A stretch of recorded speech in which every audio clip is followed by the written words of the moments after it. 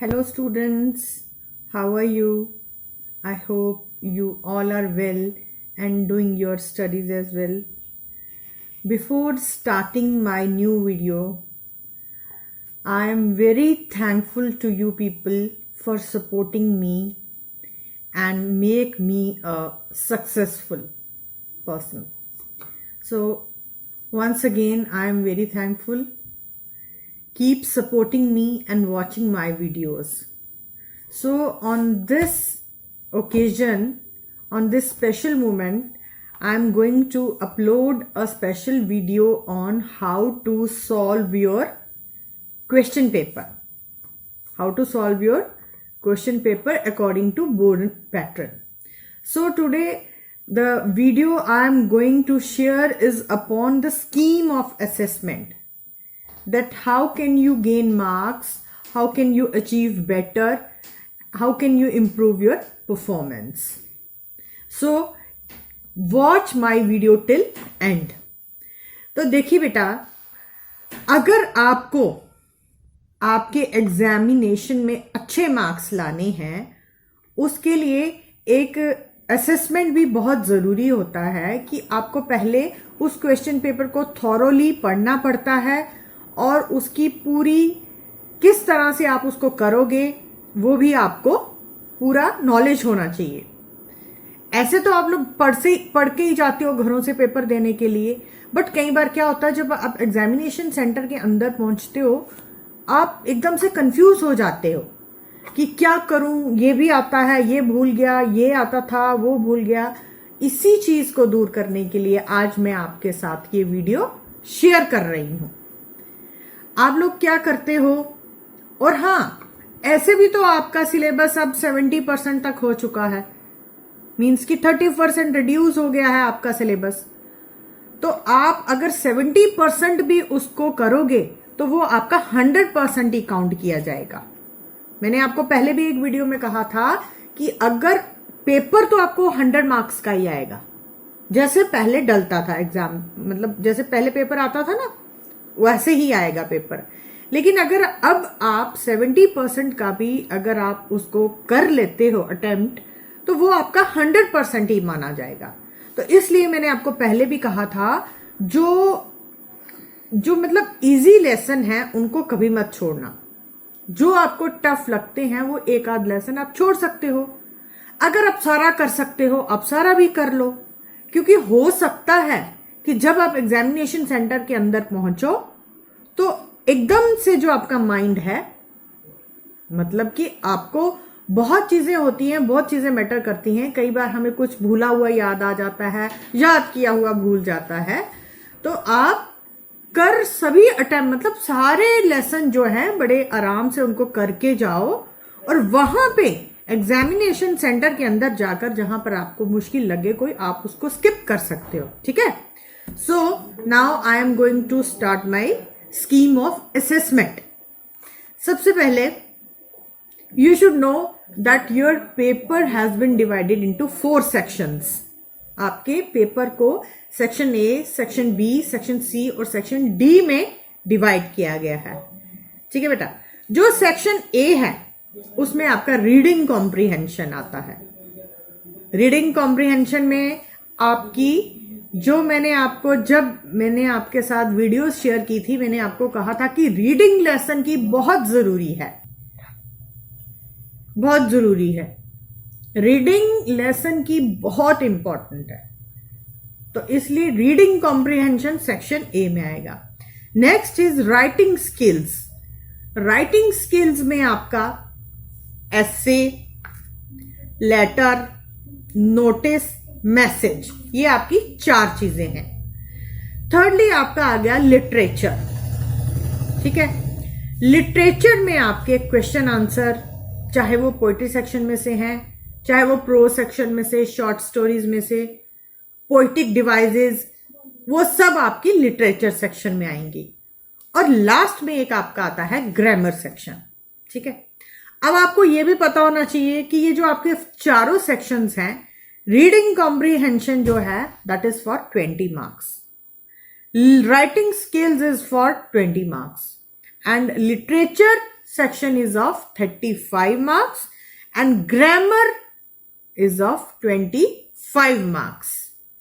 आपने इन मार्क्स को तो देख लिया कि कैसे वो हर सेक्शन डिवाइड की गई है. अब आपको मैं एक चीज बताऊं, सबसे मेन इंग्लिश में क्या होता है? एसे और लेटर होते हैं ना, वो तो आपने किया ही होता है. एसेस तो आपको मतलब जब आप स्कूल ज्वाइन करते हो, जैसे जैसे आपकी क्लासेस आगे आगे आगे चलती जाती हैं, 6 ऑनवर्ड्स आप एसे और लेटर तो करते आए हो. ठीक है, उन्हीं एसे लेटर को थोड़ा सा उसको मतलब थोड़ा सा उसको करके ठीक करके, या आप कह सकते हो उनको थोड़ा सा मतलब उनकी रैशनलाइजेशन करके आप हायर क्लासेस में उसकी लैंग्वेज को थोड़ी सी इंप्रूवमेंट करके आप ऐसे आ जाके आपके सिलेबस में वही ऐसे होते हैं. मैं आपके साथ जो आपके 10th के एसेज हैं उनकी भी एक वीडियो शेयर करूंगी, लेकिन मुझे लगा कि अभी आपके साथ ये क्वेश्चन पेपर की जो वीडियो शेयर करना ज्यादा जरूरी है. तो ऐसे आपने अपने दिमाग में रखना ही है कि ऐसे तो ऐसे और लेटर तो हमें करना ही करना है. ठीक है, वो आपके 12 मार्क्स के हैं, वो आपकी इसके स्किल सेक्शन में आते हैं. तो अब सबसे पहले मैं आपसे बात करूंगी रीडिंग कॉम्प्रीहेंशन यानी कि ए सेक्शन की. इसमें बेटा आपको कोई घबराने की जरूरत नहीं है, कोई कंफ्यूज होने की जरूरत नहीं है. अगर आप याद भी नहीं कर सकते ना, मतलब कि बुक तो आपने देखनी है, जब तक आप उसकी रीडिंग नहीं करोगे तब तक आपको ये कहां से पता चलेगा कि ये लेसन या इसका पोइट है या ये पोएम है. थोड़ी बहुत रीडिंग तो करनी ही पड़ेगी ना. अगर आप लोग अपने आप को ऐसा सोचते हो कि मैं इतना ज्यादा नहीं याद कर सकता या मुझे प्रॉब्लम होती है, तो अब ऐसा करो. देखो, आपको मैंने फर्स्ट जो आपका बोर्ड का क्वेश्चन है वो पोइट्री सेक्शन में से होगा. पहला क्वेश्चन आपका पोइट्री सेक्शन में से होगा, और वो शायद मैंने आपके साथ वो वीडियो भी शेयर की है कि उस क्वेश्चन को आपने कैसे सॉल्व करना है. और वो बहुत इंपॉर्टेंट और बहुत इजी क्वेश्चन है. उसमें सिर्फ आपको क्या करना है, सिर्फ आपको 6 वर्ड्स अकॉर्डिंग टू वो पैराग्राफ जो भी किसी भी पोएम से आएगा. आप मेरी प्रेयर की वीडियो देखिएगा, उसमें मैंने आपको वो पूरा डिटेल में समझाया है कि वो जो आप ऊपर ये बटन क्लिक करके आप उस प्रेयर वीडियो को देख सकते हैं, क्योंकि उसमें मैंने आपको पूरा बताया था कि आपने कैसे वो जो पैसेज आपको पैराग्राफ पोएम में से आएगा वो सॉल्व करना है. उसमें क्या होगा, आपने समरी सुनी है हर एक पोएम की, हर एक लेसन की, आपने समरी अपने माइंड में रखनी है. आपको एक पैराग्राफ आएगा, उस समरी में से पोएम की पहला क्वेश्चन आपका पोएम में से आएगा. आज सपोज करो आपको हमने यहां पे ये पैसेज दिया है, Lord you are my hope and lead me to the way of truth, how long shall I dwell in ignorance, pour me the nectar of knowledge. आपको थोड़ा सा दिमाग में आया कि ये कौन सी पोएम में से है पैरा? Nectar of knowledge. ये प्रेयर में से था, प्रेयर पोएम में से. ठीक है, तो प्रेयर पोएम में से था, तो उसमें था कि भगवान मुझे सब बुराइयों से बचाओ, मुझे सच्चाई के रास्ते पे लेके जाओ, मुझे अंधेरों से बचाओ, ये सब था ना उसमें. तो आपके दिमाग में ये तो है कि पोइट किसको वो कर रहा है, प्रेयर किससे कर रहा है? भगवान से कर रहा है. तो इसी तरह आपको वो समरी में आएगा, the poem is address to dash, वो डैश आपने भरनी है. The poet makes certain wishes to the dash, वो डैश आपने भरनी है. He dashed to God to lead him to the path of dash. मतलब इस तरह आपको 6 फिलिंग द ब्लैंक्स दी जाएंगी जो कि आपने भरनी है. और ये अंडरस्टूड है कि ये जो पोइट है भगवान से प्रार्थना कर रहा है, तो भगवान की जगह हमने गॉड लिखना है. दूसरी जगह भी वही आया है कि he is making certain wishes to the almighty God, मतलब वो भी आपने भरना है. इस तरह 6 वर्ड्स भर के आप 3 मार्क्स गेन कर सकते हो उस पैसेज में, क्योंकि 6 फिलिंग द ब्लैंक्स आधा आधा मार्क्स की आएंगी. ये आपने थोड़ा सा अपने दिमाग में स्ट्रेस देना है. और वो वर्ड्स, जो भी वर्ड्स सूटेबल है, जरूरी नहीं है कि आपको जो आपने रट्टा मारा है, जो आपने याद किया वही वर्ड्स लिखो. जो according to meaning, according to passage और अकॉर्डिंग टू सेंस जो वर्ड वहां लगते हो वो आपने वहां पे लगाने हैं. उसके बाद आगे आ जाइए आप. फर्स्ट क्वेश्चन का ही दूसरा पार्ट, जैसे ये मैंने आपको ए पार्ट बताया, बी पार्ट में 3 एक्सप्रेशंस दिए जाते हैं, वो उसी पैसेज में से उसके सामने उसके मीनिंग्स भी दिए होते हैं, आपने सिर्फ उनको मैच करना है। अब जैसे यहां पे 3 एक्सप्रेशंस दिए गए हैं, 3 वर्ड्स दिए हैं, ड्वेल, ट्रस्ट एंड लीड। ये ड्वेल वर्ड आपके उस पैसेज में ऊपर पैरा में आया है जो आपकी पोएम में से लिया गया है। अब ड्वेल का मीनिंग ऐसे शायद आपको ना याद रहे, या पता नहीं क्या होता है, याद नहीं आ रहा क्या है ये। उसके बाद नीचे है ट्रस्ट। ट्रस्ट भी शायद विश्वास करना होता है, या पता नहीं क्या है। ऐसे आपके दिमाग में बहुत सारे वर्ड्स आ रहे हैं, लेकिन उसके लिए आपको एक वर्ड नहीं मिल रहा लिखने के लिए। इसमें कोई मुश्किल नहीं है, because the meanings are given in the box right front of the expressions, क्योंकि जो मीनिंग्स है वो उनके सामने ही दिए गए होंगे। सिर्फ आपने क्या करना है, वो अलग ऊपर नीचे दिए गए हैं, सिर्फ आपने उनको उसके सामने लिखना है। लाइक जैसे यहां पे मीनिंग्स दिए गए, to know, to show the way, to go, to live, to have belief और कॉन्फिडेंस। कॉन्फिडेंस जैसे ही आपने सुना आपके दिमाग में हाँ हाँ हाँ, ये ट्रस्ट को तो कॉन्फिडेंस बोलते हैं, तो आप इस तरह वो उसके सामने लिख के अपना जो आपका वो क्लियर हो जाएगा। इसी तरह लीड, लीड के लिए आपको कोई वर्ड नहीं मिल रहा, लेकिन जब आप उसको पढ़ते हो सामने आपके आ जाता है, टू शो द वे, हाँ हाँ, लीड, लीड माने लीडर, लीडर, लीडर जो आगे रास्ता दिखाता है, जो आगे चलता है।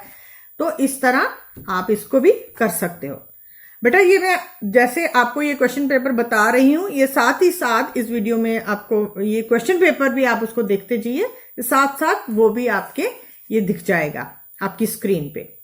उसके बाद आ गया 1.3 C part of question number first. इसमें भी आपको पोइट्री सेक्शन का ही एक किसी भी पोएम में से, और ये मैं नहीं कहती किस में से आएगा, किसी भी पोएम में से कोई भी पैरा आ सकता है। लाइक यहाँ पे इस क्वेश्चन पेपर में हमने ये पैरा लिया है, driving my parents from home to coaching last Friday morning, I saw my mother beside me. ये हमने एक अपनी ही सिलेबस की एक उसमें से ये पैरा लिया हुआ है, व्हेन यू आर ओल्ड में से, ठीक है। क्योंकि जो वो थी ना जिसमें उसकी वो अपनी माँ को एयरपोर्ट लेके जा रही है, वो उसके सीट पे बैठी है, बहुत ही मतलब ऐसे दिखाई दे रहा है जैसे वो डेथ की तरफ जा रही है। तो ये जो है उसकी मदर है, my mother, I think it is not when you are old, this is my mother at 66 I think, ठीक है। तो इसी तरह यही डाउट क्लियर करने के लिए आपको रीडिंग करने की जरूरत है। अब मैंने जैसे ये पैसेज पढ़ा है, या मुझे लगा या ये my mother when you are old ये उसमें से है, या माय मदर एट 66। जब आपने उसकी रीडिंग बड़े ध्यान से की होगी तो आपको पता चल जाएगा कि ये किस पोएम में से है। अब इसी पैसेज में से आपको 2 मार्क्स के छोटे छोटे 1 2 लाइन के आपने उनके आंसर्स देने हैं, क्वेश्चंस होंगे। जैसे where was the poet driving to, who was sitting beside her, कि वो पोइटेस जो थी कहां जा रही थी, तो वो आपको इस पैसेज में से, इस पैरा में से मिल जाएगा। The poet was driving to Kochi from, the poet was driving to airport from her mother's house, वो अपनी मां के घर से एयरपोर्ट जा रही थी, ठीक है। हु वॉज सिटिंग बिसाइड हर, उसके साथ कौन बैठा था, obviously her mother was sitting beside हर, उसकी मां उसके पास बैठी थी। तो ये सिर्फ 2 लाइनों का, कोई लंबा लिखने की जरूरत नहीं है। दूसरा, what did the poet notice about her mother, poet ने अपनी मां के बारे में क्या नोटिस किया, ये भी आपको लाइंस इसमें दिख रही हैं। देखिए इसमें लिखा है कि doze open mouth, her face ashen like that of a corpse and realise with pain. अगर आपको कुछ नहीं आता, अगर आपको याद नहीं आ रहा, आप नहीं रिमाइंड कर पा रहे, अब ये 2 लाइनें भी नीचे लिख दीजिए, तो ये भी आपका आंसर जो है ठीक माना जाएगा, ठीक है बेटा। ये आपके 2 मार्क्स के ये 2 क्वेश्चन आ गए, शॉर्ट क्वेश्चंस। उसके बाद एक क्वेश्चन जो 1 मार्क्स का आता है, वो आधा नंबर का, यहां पे वर्ड मीनिंग्स पूछे गए हैं, लाइक डोज और एशन का मीनिंग पूछा है। डोज का मीनिंग, जब आपने मेरी वीडियोस को अगर पहले वाली को ध्यान से देखा है, उसमें मैंने आपको वर्ड मीनिंग्स भी बताए हैं कि डोज का मीनिंग है to have a light sleep, and Asian very painful with painful face, मतलब बहुत पीला पीला चेहरा, पेल फेस।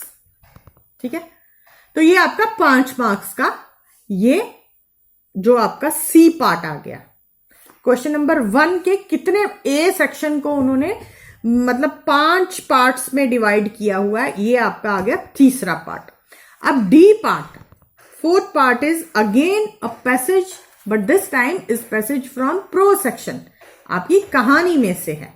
ये तो मैं आपसे बात कर रही थी पोइट्री की, पहला क्वेश्चन, पहला पैसेज पोइट्री का, उसके बाद अगेन जो सेकंड पैसेज वो भी पोइट्री का, उसमें आपको छोटे छोटे क्वेश्चंस आएंगे। अब आगे आ गया पैसेज, अगर आपने रीडिंग की होगी तो आप झट से इस पैसेज का जवाब दे दोगे। अब जैसे जो मैं आपको यहाँ स्क्रीन पे जो क्वेश्चन पेपर शो कर रही हूं, यहाँ पे है, I am sick of mister Bingley, cried his wife. I am sorry to hear that. Why didn't you tell me so before? If I had known so much this morning, I certainly would not have called on him. But I have actually paid the visit. We cannot escape the acquaintance now. And the astonishment of the ladies was just what he wished, that of Mrs. Bennet surpassing the rest. जब मैं ये passage पढ़ रही हूँ, जब Mrs Bennett का नाम आया या मिस्टर बिंगले का नाम आया, आपको कुछ याद आया? एन एक्सीलेंट फादर, कहानी का नाम है एक्सीलेंट फादर, जिसमें से ये पैसेज लिया गया है। सिर्फ ये पैसेज रीड करना है, उसके बाद नीचे आपको फिलिंग द ब्लैंक्स होंगी, वो 4 नंबर की, 3 नंबर की, कहीं कुछ भी वो डाल सकते हैं। और अगर आपने ये बड़े ध्यान से ये कहानी पढ़ी है तो आप वो झट से फिलिंग द ब्लैंक्स सॉल्व कर लेंगे। और मैच द कॉलम्स भी हैं, वर्ड मीनिंग्स, जैसे यहाँ पे सर्टनली, परसुएड, एस्टॉनिशमेंट, प्लीज, और उसके सामने ही उसके मीनिंग देंगे, आपको उसको मैच करना है। ठीक है, तो ये पार्ट आपका प्रो सेक्शन में से। उसके बाद 5th part of question number 1, read the passage, again a passage is there, लेकिन इस टाइम ये जो पैसेज है ये फिर से आपका प्रो सेक्शन में से है, यानी कि आपको प्रो सेक्शन में से 2 पैसेज आएंगे जिससे आप बड़े मजे से मार्क्स गेन कर सकते हो। उसमें से सिर्फ आपको वर्ड मीनिंग्स ही फिल करने हैं, और वर्ड मीनिंग्स मीन्स की वर्ड्स जो हैं वो आपके पैसेज में दिए गए होंगे, वो तो आपको कुछ मतलब कहीं से लेने की जरूरत नहीं है। और ये 5 मार्क्स का ये पैसेज आपका लास्ट पैसेज जो आएगा रीडिंग कॉम्प्रिहेंशन का, 5 मार्क्स का ये पैसेज है। So this is your first section. इस तरह अगर आप ये फर्स्ट सेक्शन इसके अकॉर्डिंगली कर लो तो आप बहुत आसानी से 20 मार्क्स गेन कर सकते हो। ये आपने कुछ याद करने की मैंने नहीं बोली, सिर्फ रीडिंग करने के लिए आपको बोला। अगर आपने स्टोरीज रीड करी हैं, पोइम पढ़ी है, उनको समझा है, तो आप बड़े मजे से ये सेक्शन आप अटेम्प्ट कर सकते हो। उसके बाद जैसा कि मैंने आपको पहले बोला, आपकी राइटिंग स्किल है, ये भी 20 मार्क्स की है। इसमें 7 मार्क्स का आपका एस्से है, 5 मार्क्स का आपका लेटर है, और 4 मार्क्स के आपके मैसेज एंड नोटिस हैं। बेटा मैंने आपको नोटिस की भी एक वीडियो शेयर की है आपके साथ, आप उसे भी बड़े ध्यान से देखिए। और ये सिर्फ ध्यान रखिए कि जब आप मैसेज और नोटिस लिखते हैं वो आपका बॉक्स जरूर डला होना चाहिए। बॉक्स के आपको 2 मार्क्स तो सिर्फ आपको बॉक्स के ही मिल जाएंगे। ठीक है बच्चे, मैसेज और नोटिस में बिल्कुल 4 मार्क्स के होते हैं। आप मैसेज को बॉक्सेस में जरूर लिखिए, ये आपकी राइटिंग स्किल है। After that C section is literature. Literature के लिए हाँ आपको कैरेक्टर्स भी याद करने पड़ेंगे, आपको डिवाइसेस भी याद करनी पड़ेंगी, आपको क्वेश्चन आंसर भी याद करने पड़ेंगे।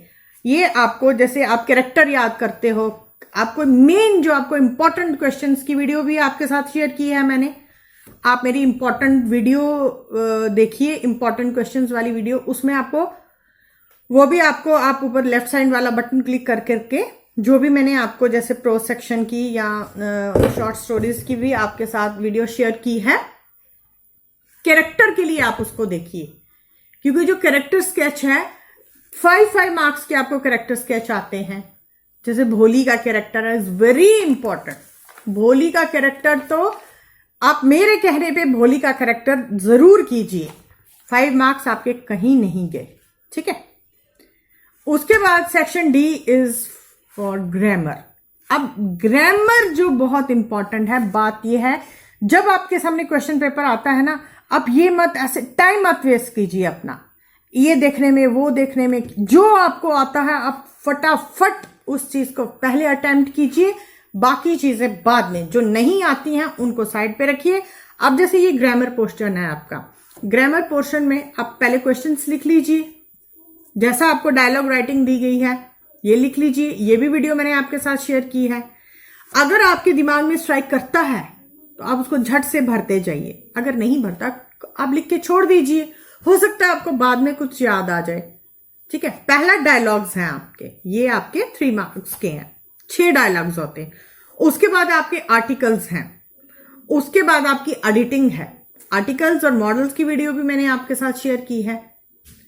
ये छोटी छोटी चीजें हैं जो आपको झटपट आप मतलब ये जो आपके 25 मार्क्स है ना, ये सिर्फ और सिर्फ अगर आपको नॉलेज है, आपके पास पता है आपको, आप झट से इसको अटेम्प्ट कर सकते हो। छोटे छोटे जैसे आर्टिकल्स में या ए आएगा या एन आएगा या द आएगा, ठीक है, तो आप उसको लिख के छोड़ दीजिए। जो क्वेश्चन है आपका लिख के, टाइम मत वेस्ट कीजिए इधर उधर देखने में, आप उसे लिख के छोड़ दीजिए।